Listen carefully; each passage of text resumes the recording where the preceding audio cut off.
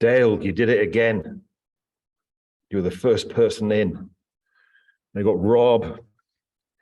We also got Andrew. We got Carmel, Caroline DeA, Linda on the sofa. Ginny, we got Liz Oliver, we've got Ken, Claire Miller on the sofa as well.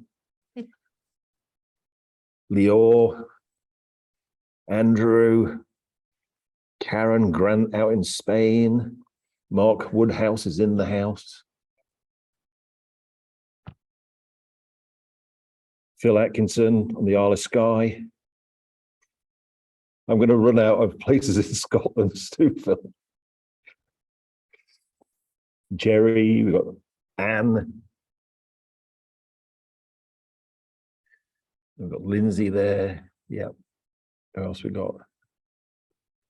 Lisa.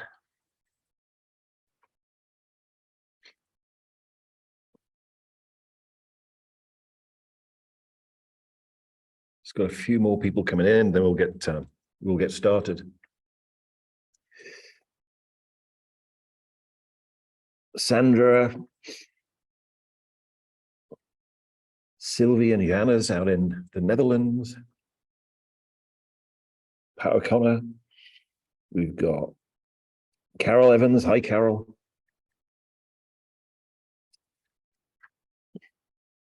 Tim Morell out doing his evening walk in Nottingham. Hi, Tim.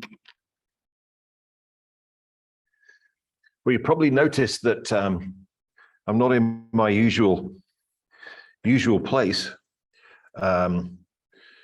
We're actually coming live to you this evening from the wonderful sunny Malta, because we're doing our personal empowerment breakthrough intensive. So you're all on the big screen because all the guys on the personal empowerment breakthrough intensive are here watching the whole thing. So they want to say hello. So you guys come and say hello to everybody out on Zoom land. Hello. So yeah, we're doing deep diving stuff into tarot and numerology and all kind of Huna and all those kind of like magical things. So we're on what day are we on? Three. Day three. Yeah, we're on day three. Yeah. So we're all a bit out of it because we've just been doing a meditation on the tarot, which is interesting stuff. So here we go. So here we are. Finally, it's week 14.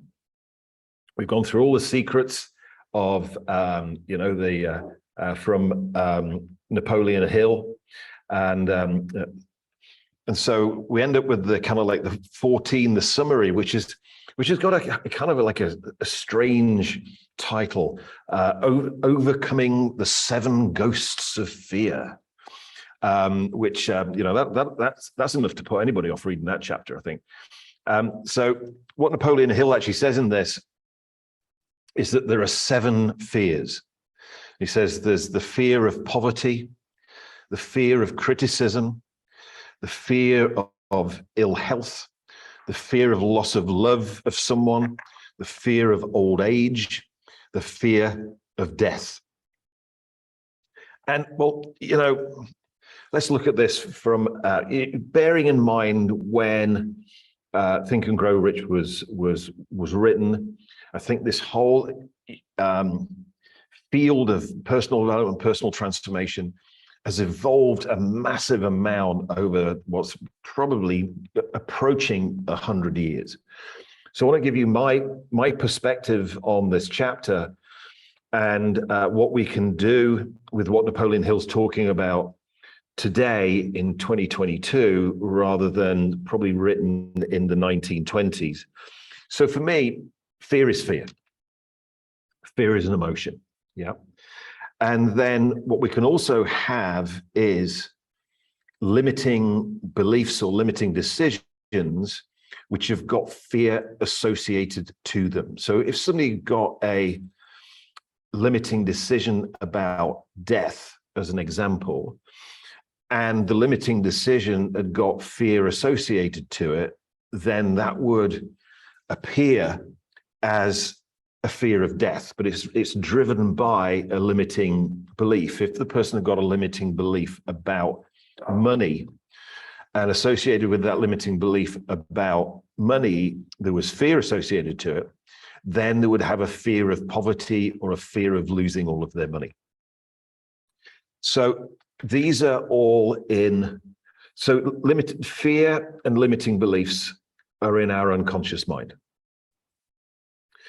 From an esoteric point of view, our unconscious mind lives in our emotional body.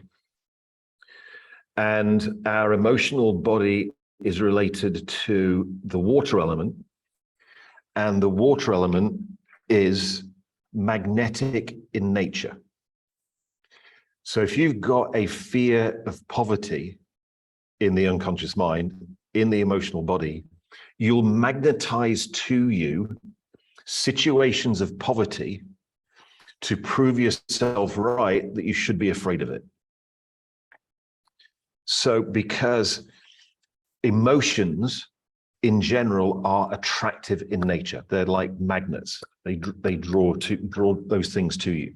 So obviously what he's then talking about is eradicating these 7 fears. And he says the way to do that is through self-suggestion or affirmations. Now, affirmations, or also people have different names for it. Affirmations, self-suggestion, or if you're Tony Robbins, they're called incantations. And in my experience, affirmations only work in an area of your life where you've got no unresolved stuff. Well, you don't do affirmations in an area of your life where you've got no unresolved stuff. So, and an affirmation is where, let's say somebody's got like a limiting belief of I'm not good enough. So they do a conscious mind affirmation of the opposite, which is I'm good enough. So there's your conscious mind going to your unconscious mind. I'm good enough. I'm good enough. I'm good enough. I'm good enough. I'm good enough. I'm good enough.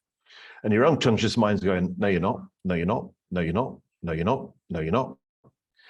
And in my experience, Tony Robbins took affirmations and called them incantations and said that affirmations don't work because there's no physical activity and no physical movement involved.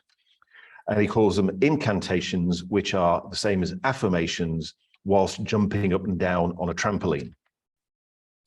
In my experience, jumping up and down on a trampoline whilst doing affirmations makes fuck all difference. They still don't work. It's just that you're bouncing up and down and you're going, I'm good enough, I'm good enough, I'm good enough. And whilst bouncing up and down, your unconscious mind's going, no, you're not, no, you're not, no, you're not, no, you're not. So, we've got better techniques these days for this. So my suggestion with these things is actually, I think that affirmations is a little bit like bludgeoning your unconscious mind into submission. And, when I first got into personal development in 1990, I came across a tape set by a guy called Brian Tracy called The New Psychology of Achievement. And it was a tape set. It was on cassettes. I bet, Phil, you've got a copy of that in your library. Yeah, he's nodding. Yes, I have. Jim here's got a copy in his library too. And there was one particular tape where what Brian Tracy suggested you did was that every morning when you woke up, hi Roger, hi Deborah, was that you go into the bathroom, you look at the mirror, you put a big smile on your face, and you say, I like myself, I like myself, I like myself, 50 times, right? So I'm there looking in the mirror, smiling, genuine smile, yeah. I like myself, I like myself, I like myself, I like myself. And my unconscious mind's going, no, you don't, no, you don't, no, you don't. But I think after I'd done that for a week, my unconscious mind said, okay, I'll say you like yourself, even though you don't, as long as you take the stupid smile off your face and you leave me alone in the morning. So that's why affirmations don't work.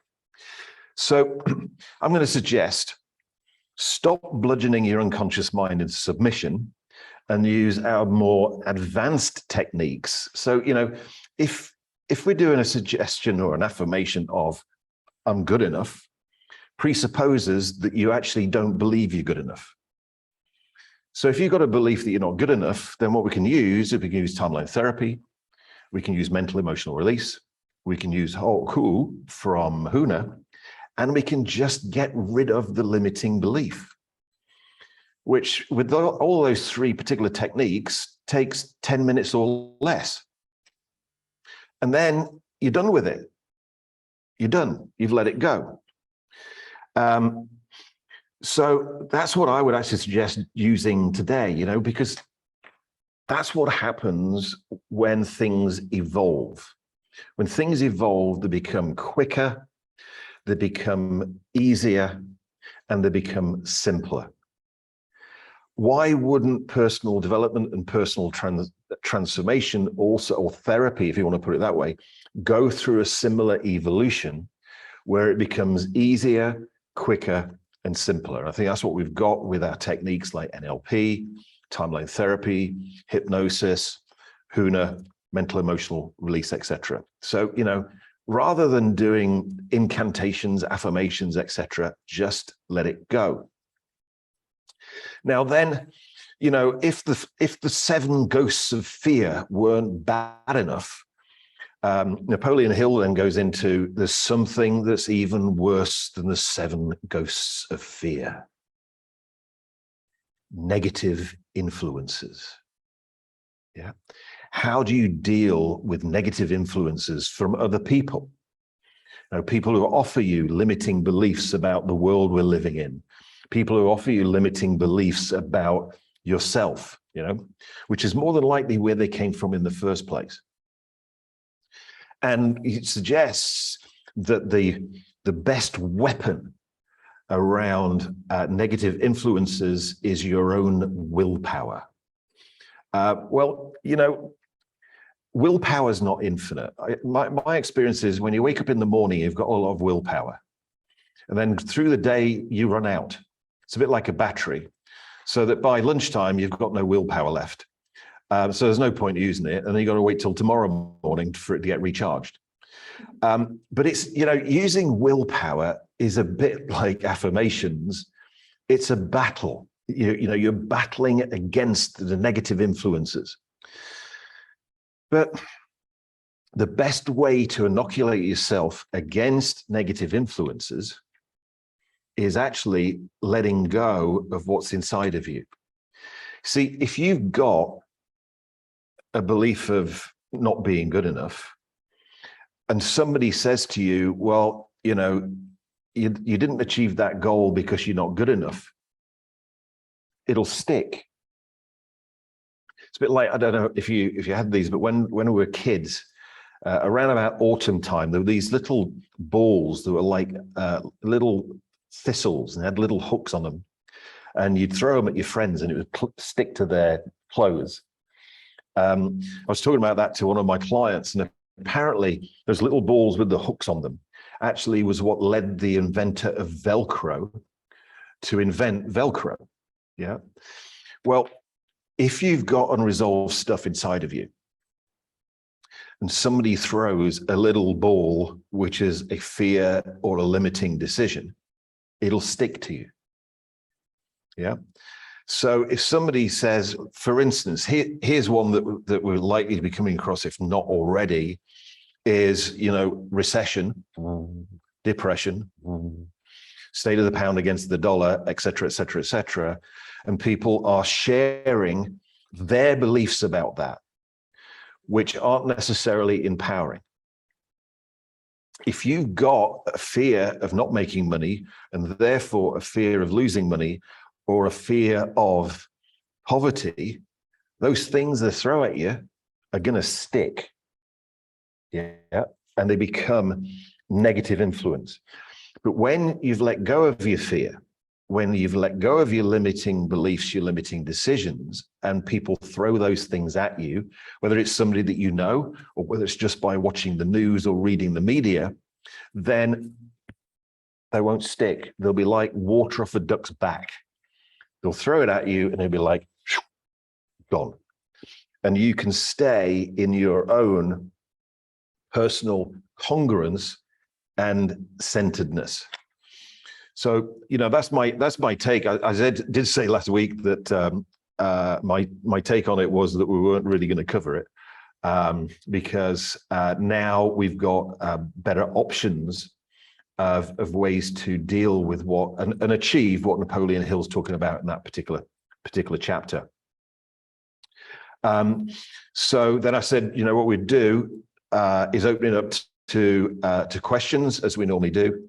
And since this is the final one, questions about what I've talked about today, as well as any other remaining questions from, and I know, some people have watched the catch-up sessions because they weren't on some of them, etc. So the way we've been working with the questions, which has worked really well, is that if you put your question or that you've got a question and what the question is in the chat, then Sally will actually manage the questions. And when she says, okay, your name, you're up, then if you could unmute your microphone, say the question, and then mute the microphone, because as usual, we are recording this on a separate machine in speaker view.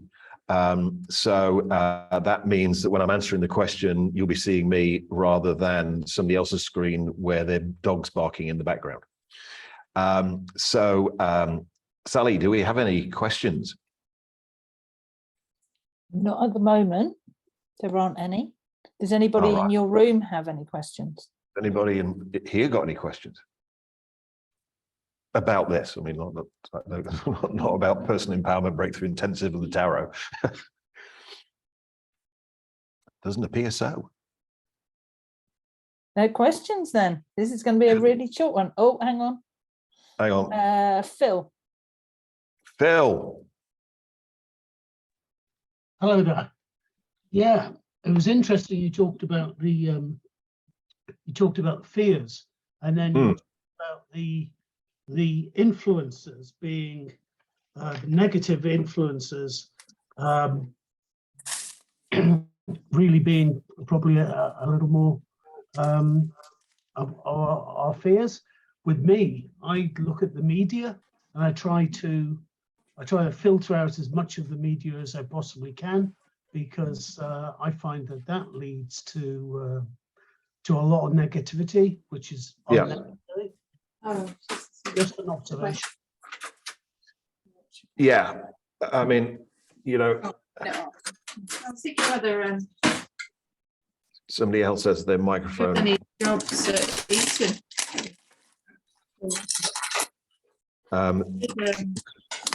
They look like they're advertising for the swimming. Nicola. They need more. Nicola Is that Croshaw, £22? can you turn your mic off?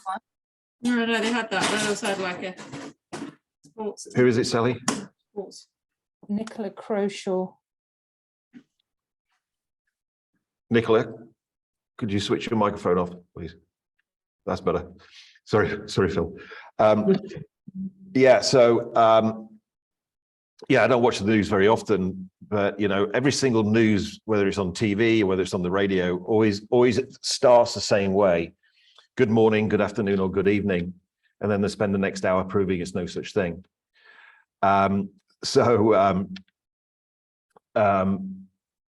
Yeah, so at the moment, whether it's actually just true reporting or whether it's fear mongering would depend on your personal perspective. So, there are some people who just don't watch it because they don't want that influence in their life. I do watch it, And I also do read the Daily Mail because I want to find out what's truly happening in the world. And you know, the Daily Mail website, dailymail.com, is the most visited website in the world. Dailymail.com has more than 96 million unique visitors per day. So I read the Daily Mail because I want to know what other people are thinking, because then I can use it in my advertising and my selling and all those kind of things. But then, you know, if you're going to do that, you do need to have inoculated yourself.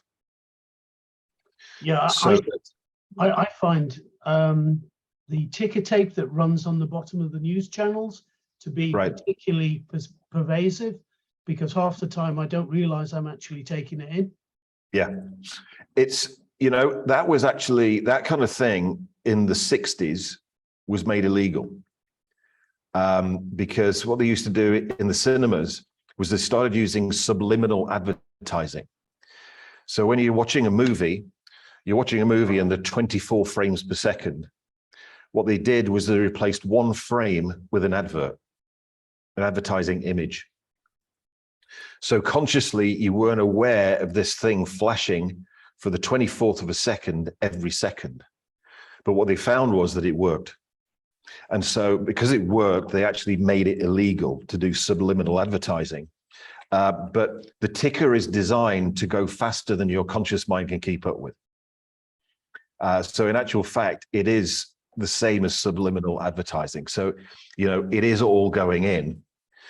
And with what we've talked about this evening, there's not a problem with it going in if you've inoculated your unconscious mind to ignore it.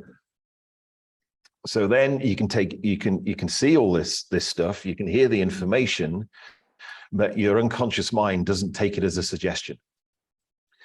You know, I think I mentioned it a few weeks ago. Another thing that you can do is either find out the name of your unconscious mind or give your unconscious mind a name and say to your unconscious mind, only accept suggestions when you're addressed by name.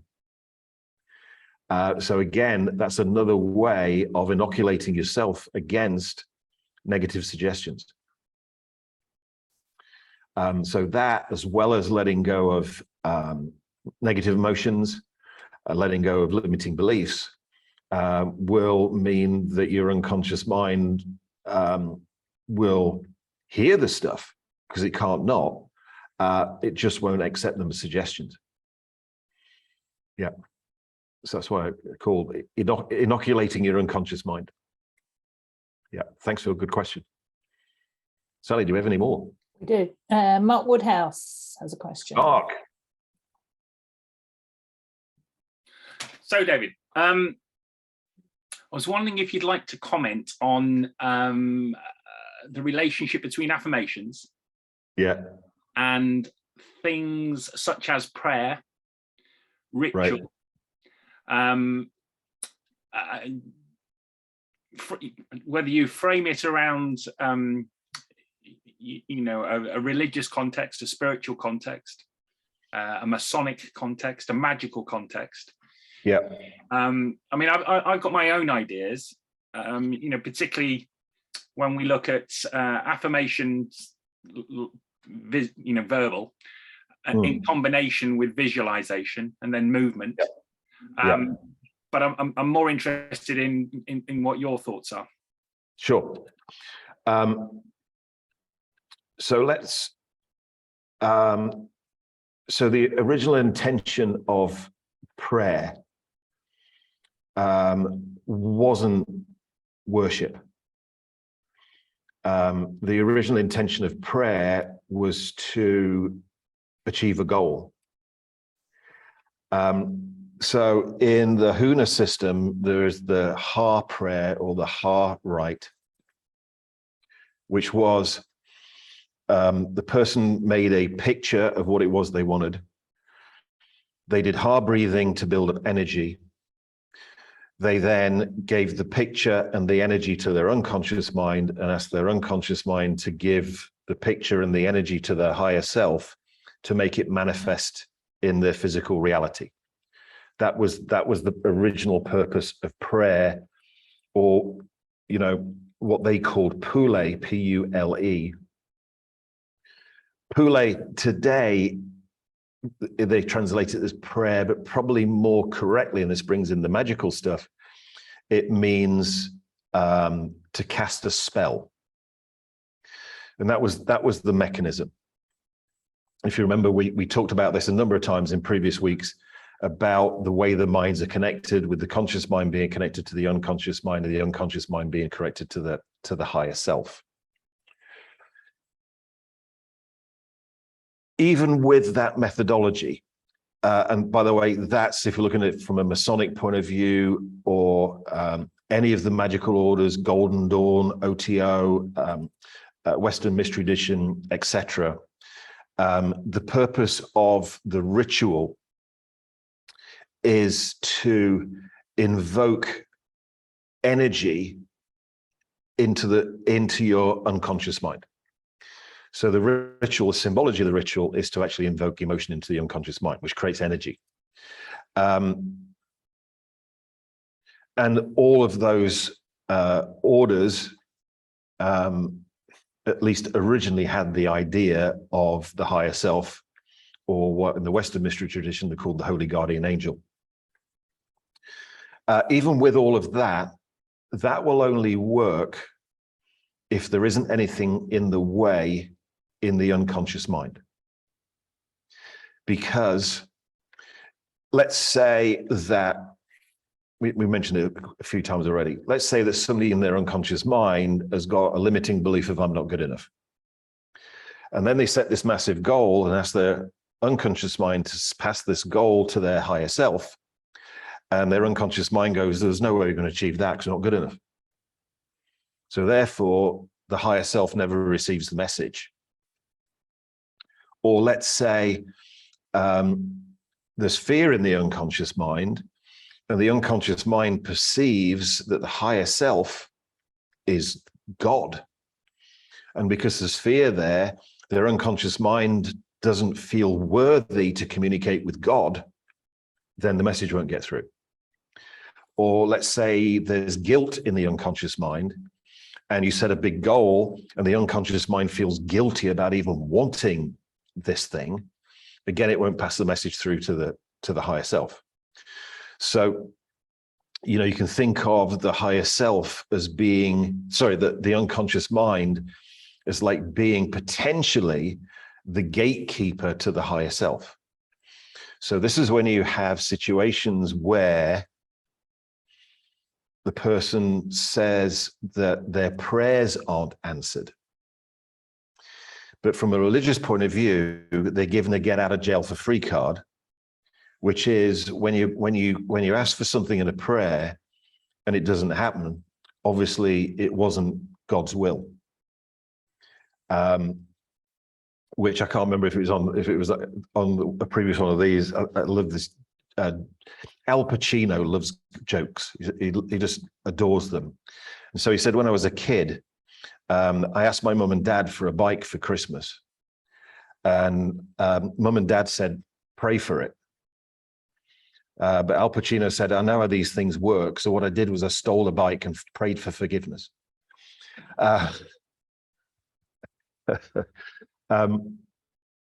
So the same, whatever you call it, whether you call it prayer, whether you call it pule, whether you call it spell, whether you call it ritual, whether you call it floating above your timeline and putting a goal out in your future timeline, it's all the same process.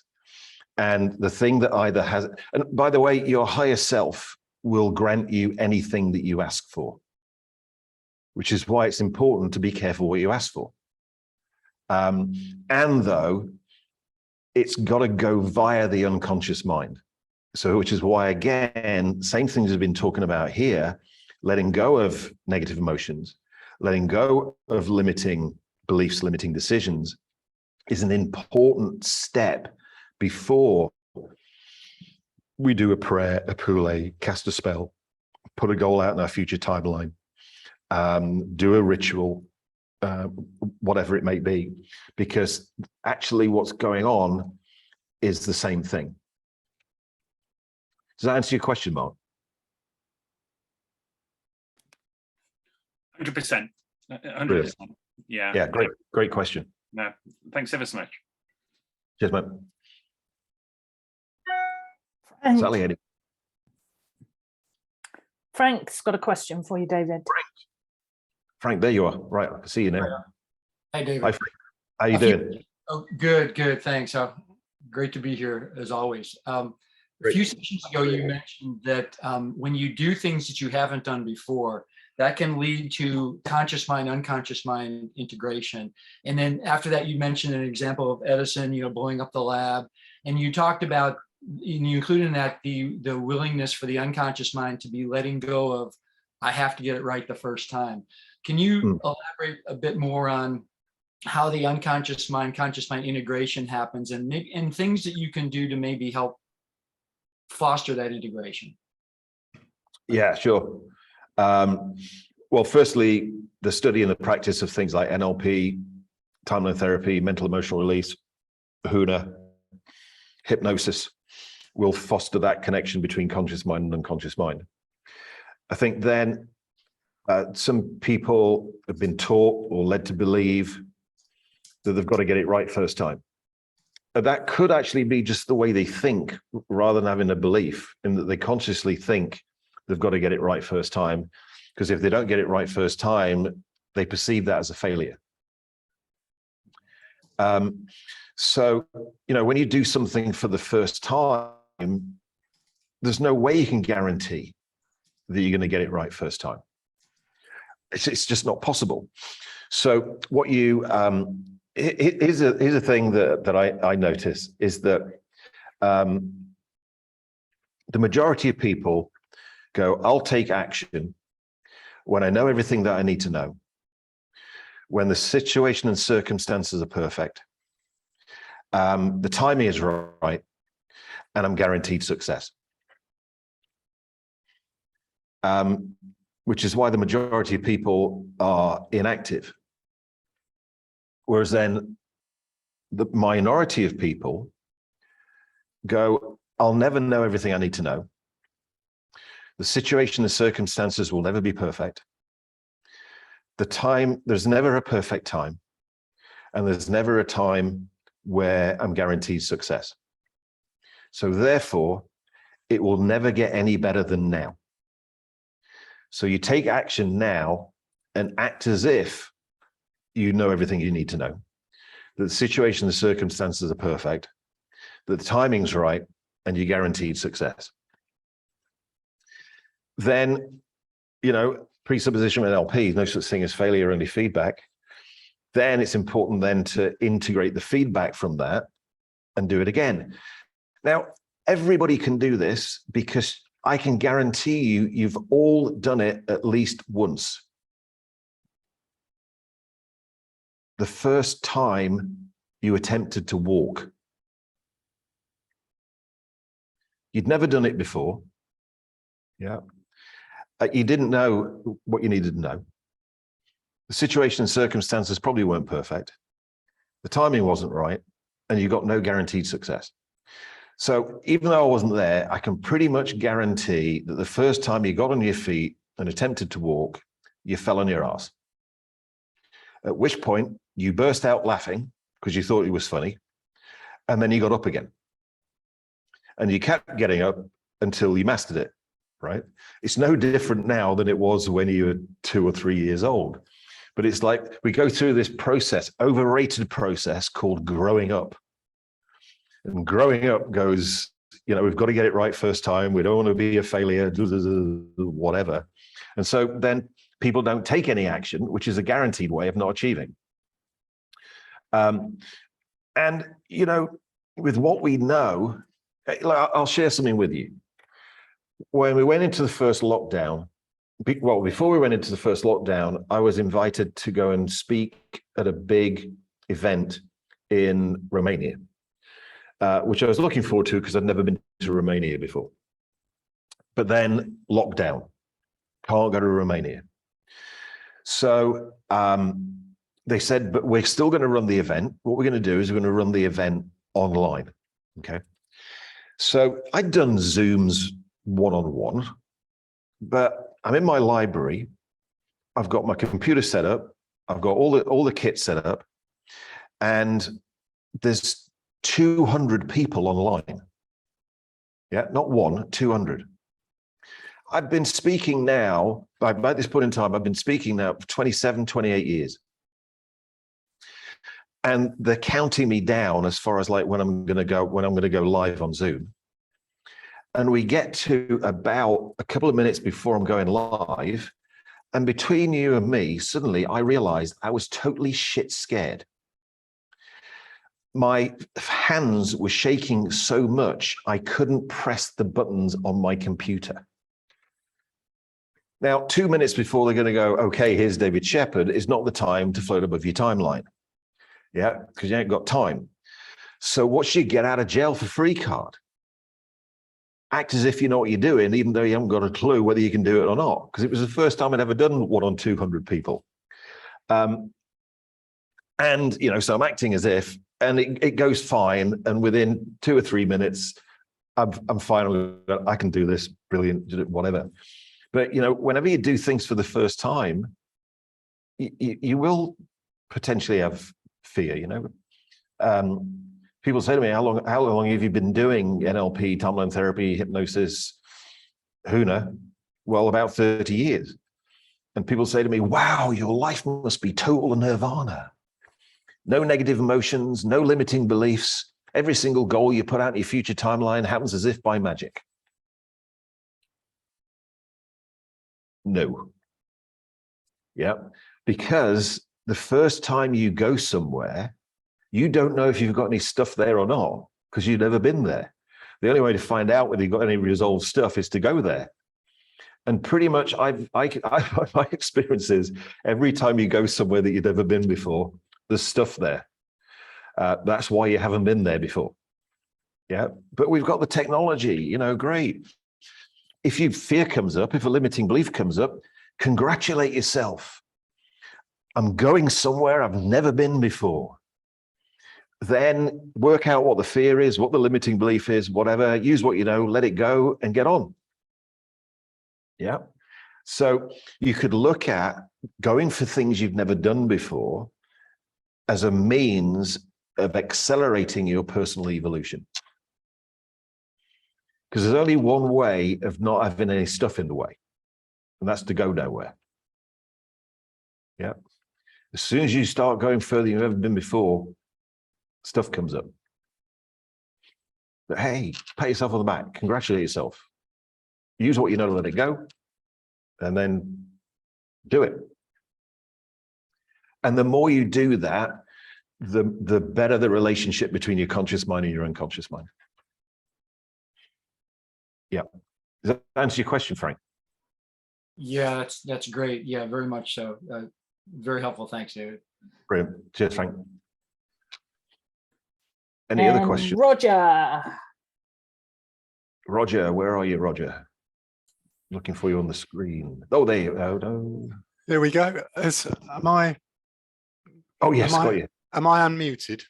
You're unmuted. Oh, great. Okay. So while I got the opportunity, if I can just say, been a bit seriously impressed with this this whole course. So thanks to you and Sally for all the effort you've put in. Now, my question relates to timeline therapy. So if you've got your 7 fears. In fact, I've been shortchanged because my version of the book's only got 6 ghosts of fear. That's a bloody. I'm going to ask for a refund, I think. Yeah, so, I would. But would you, if you're doing timeline therapy, would you need to remove those individually, or could you do them all in one go as generic fear? Yeah, I would do it as generic fear. And then if there are any remaining limiting decisions afterwards, then I get rid of the limiting decisions. You know, that's why I said, you know, fear is fear. So, you know, the presupposition is that when we let fear go with timeline therapy, we're letting all fear go. Brilliant, thanks. And could you just remind us where mental emotional release comes from, and where you cover it and how we learn it. Okay, Because mental emotional. it does the same thing, but it's really useful to know, isn't it? Well, it does the same thing because it is the same thing. So mental emotional release is exactly the same as timeline therapy. Thank you. Just that Matthew James rebranded timeline therapy as mental emotional release. But the concepts and the premise and the techniques are exactly the same. Yeah. Brilliant. Thanks so much. Okay, cheers, Roger. Linda, Thanks, With- Sally. Hi.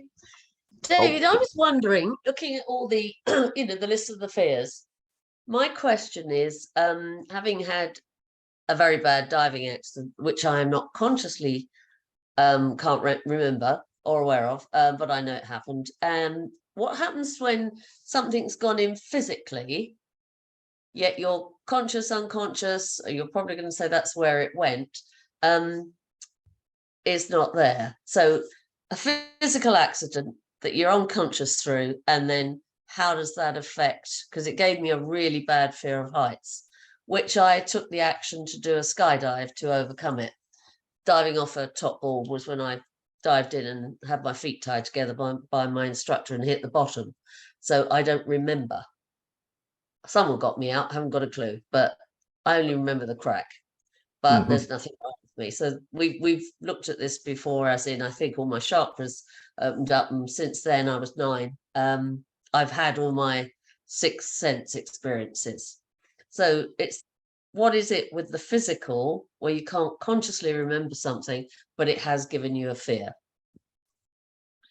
Yeah, so I mean, has the fear of heights disappeared? I reckon I've got 50% there. Yes. I mean, it was a really bad one. I'm lethal with it, absolutely lethal. If you got me near the edge of anything that looked like a diving board edge, I would, one of those fears where I would take somebody with me if I was going over the edge.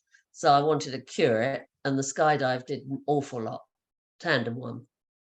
Yeah, so the skydive is what they would call in psychology reconditioning. So that, you know, if they've got somebody with a fear of heights, what they do first is they get them to go to the top of a ladder, and then they go to the third floor and look out and all this kind of stuff, and progressive. But they, you know, they have a belief in psychology that phobias are incurable, which is rubbish. Yes, I would agree. So timeline therapy is the way to remove that phobia, and also, you know, the conscious mind quantitative comparison of it was a really bad one. Right. NLP, timeline therapy, works with structure rather than content. Right. So the smallest fear and the biggest fear have the same structure. Yeah. Yeah. It's just the amount of fear, which is the content. Yes. So therefore, it's as easy to get rid of the biggest fear as it is the littlest fear, if you work with the structure of it, not the content of it. Yes. Which is what timeline therapy does. Yeah. It was that I was unconscious when it happened, obviously, because I hit the bottom of the swimming pool. So that was my bit I wanted to understand, is what happens then if you're unconscious, but it's given you a fear, you know. Right. So when you're unconscious, your conscious mind has left the building. Yeah. Your unconscious mind is still there. Got it. Yeah. That's what I thought. Okay. Yeah. Thank you. Yeah. Which is why, you know, if somebody's unconscious, whether they have an accident and knocked unconscious, or they're unconscious as a result of general anesthetic, got to be really careful what we say around them, because they're in a hypersuggestible state. Yes. Yeah. So That's what it was. Okay. positive language. Thank you. Yeah. Okay. Thanks, Linda. Sally, any others? we've got Frank with another question for you. Okay, Frank, you're up. 2 questions in one day here. How about that? Wow. Wow. You Let's charge mentioned- it. Yeah, okay. You mentioned earlier about when a negative emotion or limiting decision is removed, and if a negative influence comes to the person, that it won't have the effect. I can see that working with me. I'm thinking of a good frame for a client where you've done that process, and one thing comes to mind is to say, now that this is gone, it's totally gone, and if there could be some examples of negative influence come from you from outside, it will not have the effect on you because your old shit is gone and it just won't have the impact. Anything else you would suggest as a friend? Because I think it'd be very valuable for people to be aware of that as they come to influences outside, and to have something really strong to be, to have that work for them. Yeah, so I mean, that's what the purpose of future pacing is. We have them go out to the future to times when they've had inappropriate and unwarranted negative emotions or whatever.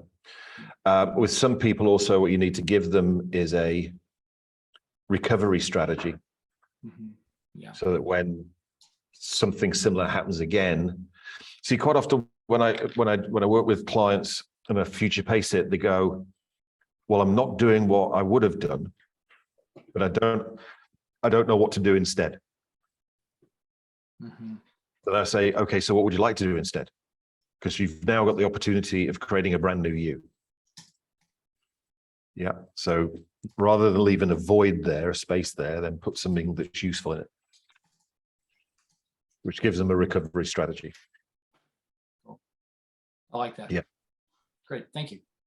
Brilliant. Thanks, Frank. There's Oliver. Yeah, thanks. So David, I know you've talked a lot about the conscious mind, unconscious mind, and higher self as like a system, but it's not, I'm assuming it's not a closed system.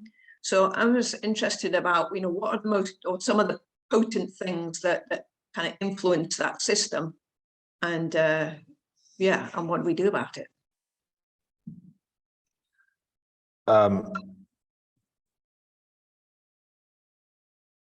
Well, what we do about it is things that we've talked about already. The key one is the unconscious mind, because you can't directly access your higher self from your conscious mind. So either the weak link or the strong link is the unconscious mind. Yeah, I get that. I think what I was trying to get at was, I remember a few sessions ago, you talked about like somebody, if you did astrology, said to you, like, always be single, because there was a bigger influence acting on you. So I'm just thinking about what are some of those bigger influences that sort of act on us. Well, that was said to me by somebody that now I would say didn't know anything about astrology. And I'm teaching astrology this week to these guys in a very different way than the vast majority of astrologers would work with, because they view astrology as being static. That person said to me, I said, well, I don't want to be single. And they just went, well, you can't change the time of your birth, can you? So, I'm going like, right, I've spent tens of thousands of pounds to get myself to cause. And now I've been in one session with this person and I'm affected the time of my birth. But the way I'm going to teach astrology to these guys here, rather than it being a static system, I've integrated the tarot, which we're also studying, astrology, numerology, and the Kabbalistic tree of life, which when they are combined, they become a dynamic system. So that so there's always something you can do about it. Okay. So no matter what kind of other forces are acting upon us, it doesn't really matter. We still can always respond. And yeah. When you're at cause, you can always respond. Though, you've got to be aware of the environment. Like, for instance, no matter how good you are at casting spells, you're unlikely to succeed in casting a spell to make it rain in Death Valley. But probably you're attempting to do the wrong thing anyway. I was going to say, why would you want to? Yeah. Quite. And also, does Death Valley want rain? Yeah. Because you've got to think about ecology as well. Yeah. Okay, interesting.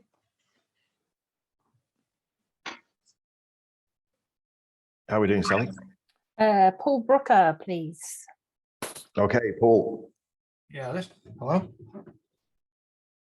Just trying to This find is where kinda you're similar to Liz.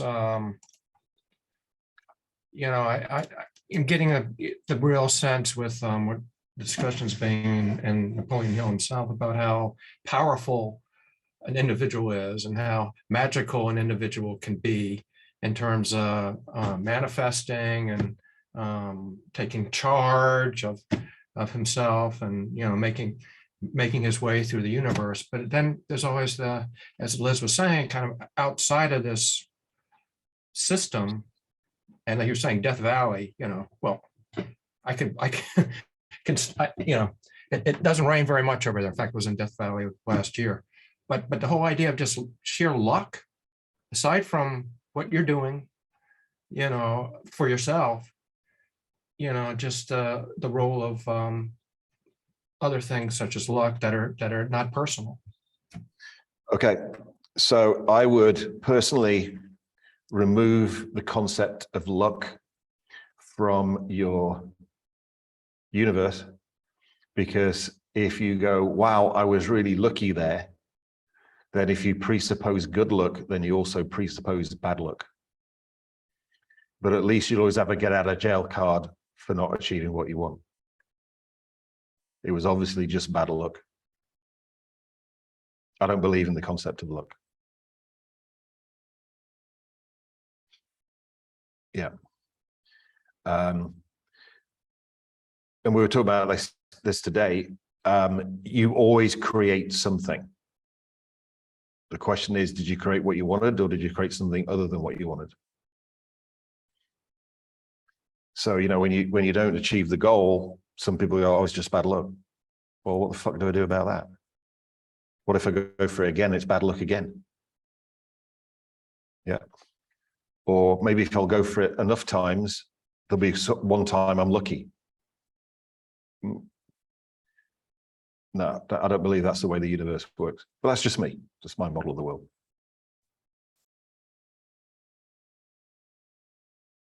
Yeah.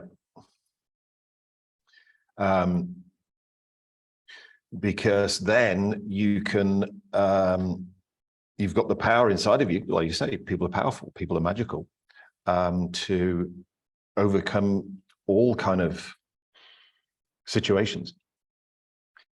When you put yourself on the cause side of the equation, you make yourself responsible, as in response able. Yeah. And which means that no matter what happens, you're able to respond. Yeah. Whereas if you're on the effect side of the equation, then you're not responsible for what happens around you, which means you're not response able, which means you'll find situations where you can't do anything. And you'll be stuck. Yeah. Yeah, but I don't, you know, my whole thing is about what's useful. And I don't actually believe the concept of luck is useful. Even in Las Vegas when you're gambling. Well, I don't gamble, but I know some people who do, and they don't believe it's got anything to do with luck, which is why the majority of them are now banned.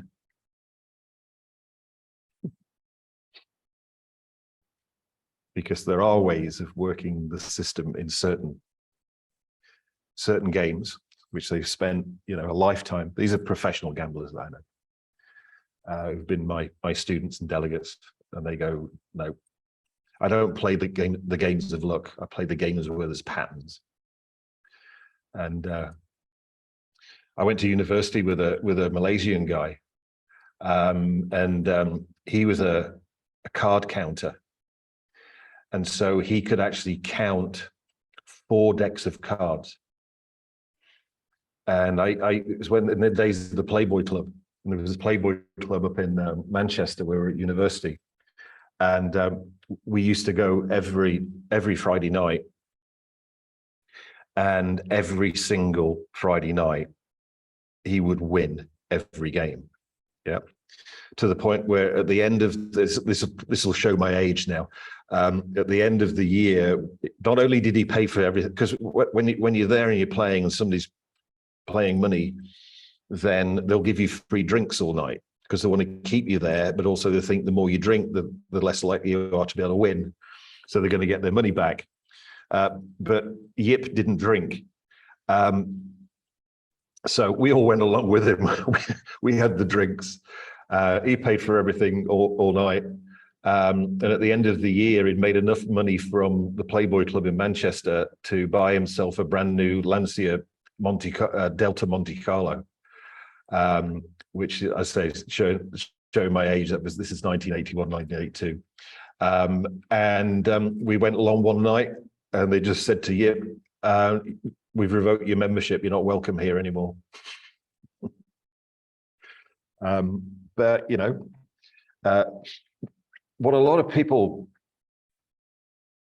think of as a highly developed skill, they think of it either being luck or cheating. But it took him a long time to develop that skill, which meant it wasn't luck and he wasn't cheating. Whereas, you know, a lot of the casinos go, card counting is cheating. Being able to card count 4 decks in a shoe is not cheating. That's skill. Yeah. So, and that's also, he's on the core side of the equation. Yeah. How are we doing, Sally? I think we are at the end of the questions, unless anybody else has one. Any more questions?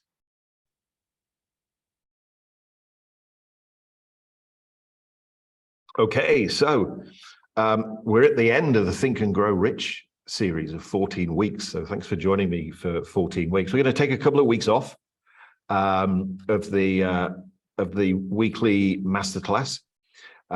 We will be coming back because we've had fantastic feedback from everybody who's been part of them. So we're going to continue the theme. I haven't decided yet what the next theme would be. If you've got some suggestions as to what you think a theme that you would like, then, you know, put them into the Real World NLP and HUNA group, and I'll have a look at them and see whether it's something I believe that we can make work as a masterclass series. Yep.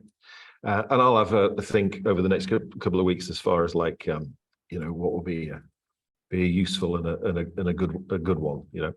But I was just saying to the guys here, you know, sometimes I come up with some fantastic ideas for a new seminar, and I go, that's brilliant, and then I launch it, and I find out I'm the only person who thinks it's brilliant. But there we go. So wherever you are in the world, and we've got people all around the world today, have a great morning, afternoon, evening, whatever it is. And we'll any further questions, put them in the group. As I say, this session is being recorded, so the links will be coming out to you for the review. Was this a useful session, just out of interest? Cool stuff, thank you. And we'll see you in a few weeks' time. Take care, everybody. Say hello to Malta for us. Will do.